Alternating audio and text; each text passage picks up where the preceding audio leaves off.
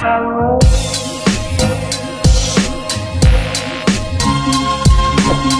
update lang tayo sa ating concrete pond.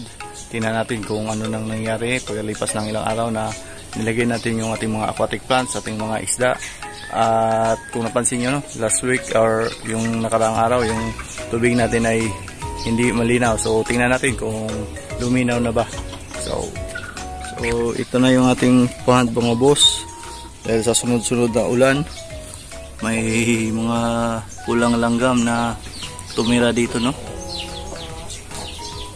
At ito yung tanim na hiningi natin sa ating kaibigan from Cotabato. So after ilang araw, mga boss, medyo luminaw na yung tubig, no. Kaya ito mapula dahil itong mga buhangin na ito na aking inilagay ay mayroong garden soil. So yung kulay ng garden soil ay medyo mapula. So duda ko ito yung dahilan. At pangalawa, siguro yung mga dahon ng mangga, no. Kaya ito mapula, pero okay lang naman, wala namang problema sa akin yun dahil based on experience, pagkalipas ng ilang buwan o ilang buwan, tama, o ilang buwan, no, ay lilinaw din ito.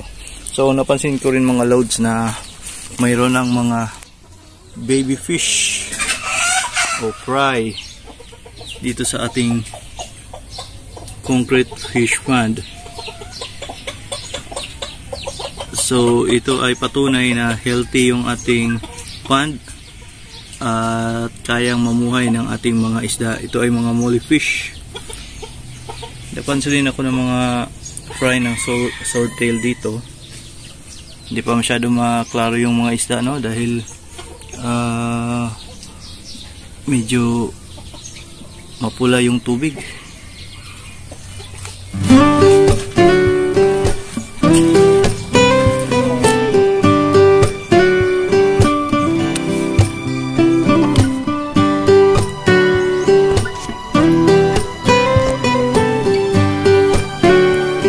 Aquatic plants at mga boss, medyo maganda na ang kanyang tubo. Yan.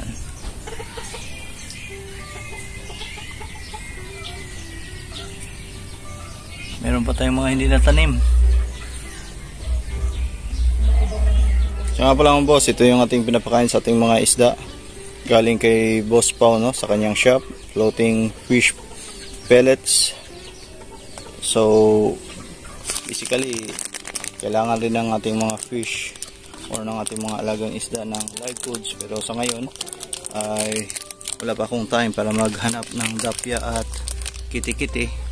So ito lang muna yung ating gagamitin. Okay naman ito. So yan, o. Kita ba?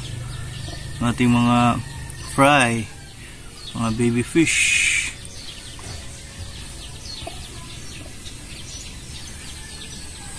O, pakakainin natin sila. Subukan natin kung malalapit makita nito.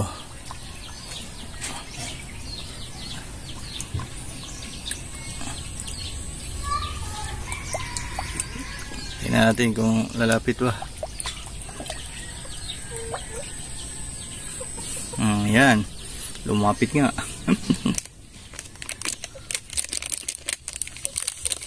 Mas maganda kung mas malinaw sana yung tubig, no, pero hindi ko na ito i-water change at hihintayin ko na lang yung panahon na magiging malinaw ito. Yan, tingnan natin mga aquatic plants. So maghahanap pa ako ng apple snail. Subukan ko kung may mabibili akong apple snail or kung may mahihingan ako ng apple snail. So para mga boss, ito lang muna yung update natin sa ating aquatic plants, sa ating mga isda, sa ating concrete fish pond, no. So susubukan kong lagyan ng buhangin pa ito para mas lilinaw, dahil nakakatulong kasi ang buhangin para masala yung mga dumi ng isda, dumi na nasa tubig, nang sa ganon ito ay maging pataba, no, ng ating mga halaman. So hanggang dito lang muna mga boss. Please subscribe, like and share.